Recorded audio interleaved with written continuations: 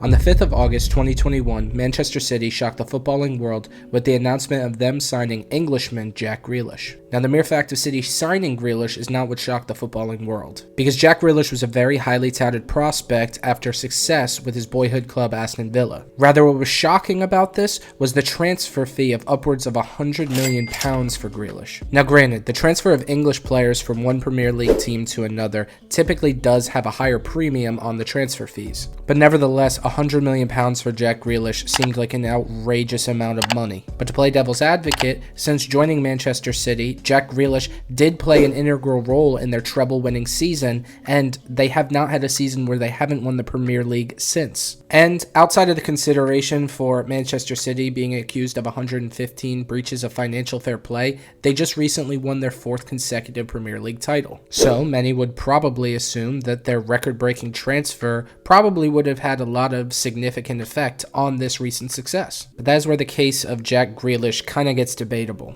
In his first season with City, he definitely struggled. Scoring just 6 goals and 4 assists in his first season, it was fairly clear that he was not the preferred selection for Pep Guardiola. In his second season, he had a lot more success, scoring 5 goals and getting 11 assists in all competitions, and successfully helping City win a treble that season. Additionally, it seemed as though he became more of a preferred selection for Guardiola. And finally, his third season, it was a little bit of a dodgy form, but also too, Grealish was sidelined with injuries for much of the season. He scored 3 goals and notched 1 assist in the Premier League this season. However, he only made 20 appearances, which is 16 shy of a full Premier League season. And me personally, I'm not a stat merchant. I don't really think that stats are what really indicates how well a player performs within a team. But I included these stats because I think it's important when analyzing Grealish. Spending £100 million on an attacking-minded player, you would expect probably more than 11 goals out of him. But sometimes I think it's a little unfair.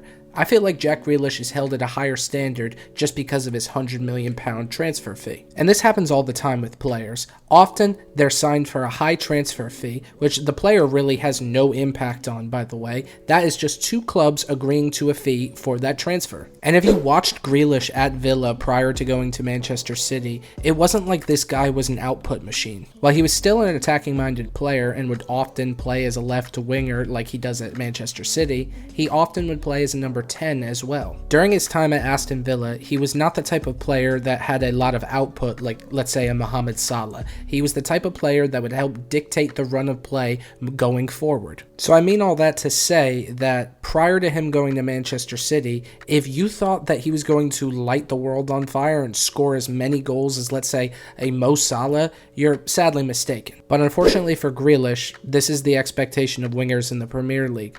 There is a huge expectation amongst fans for a high level of output from their wingers. And to a certain extent, it's kind of understandable. I mean, only notching 11 goals playing as a left winger for probably the greatest team the English Premier League has ever seen during their prime is kind of outrageous. So, I personally wouldn't say that Jack Grealish is a flop. I think if you're going to hold him at the standard of his transfer fee, which a lot of people do, yeah, you could argue that he would be. But for me personally, that was not my expectation of him. I took that as Manchester City way overpaid for Jack Grealish. And look, if you analyze his 3 seasons with Manchester City so far, his first season, he struggled to get into the team.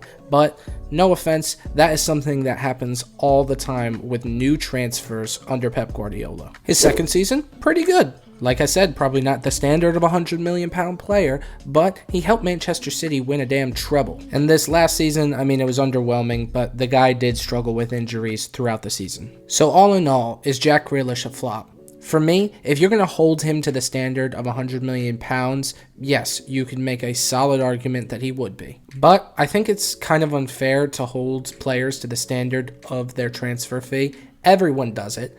I do it, but it's not a dollar value that the player sets on themselves. It's what 2 clubs agree that player is worth. But let me know what you guys think down in the comments. Is Grealish a flop? Is he not? Me personally, I want to hear your arguments because I think you could take it either way. And if you enjoyed this video, please be so kind to hit the like button. And while you're at it, subscribe to the channel and click that little notification bell so you know every time I make a new video. And finally, if you're not following me on Twitter, what are you doing? I'll put my link below in the description, and it's right here on the screen for you as well. Thank you guys so much for the support. I really appreciate it, and I will see you on the next video. Oh, also too, click one of these videos right here if you want to see some more content.